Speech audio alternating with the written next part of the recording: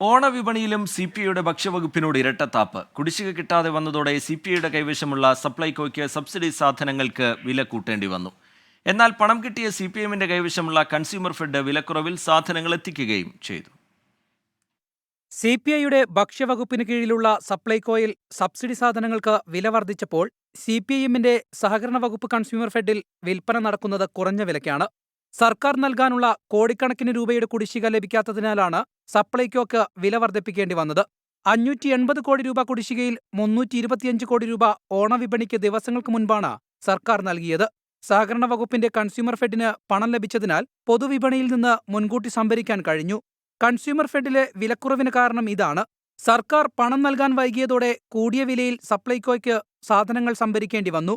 CPI നേതൃത്വം നൽകുന്ന ഭക്ഷ്യവകുപ്പിനോടുള്ള അവഗണനയിൽ വകുപ്പ് മന്ത്രിക്കടക്കം വിയോജിപ്പുണ്ട്. സപ്ലൈകോയ്ക്കുള്ള തുക സമയത്തിന് ലഭിക്കുന്നില്ലെന്ന പരാതിയും പാർട്ടിക്കുള്ളിലടക്കം പലതവണ ഉയർന്നിരുന്നു. 24 തിരുവനന്തപുരം.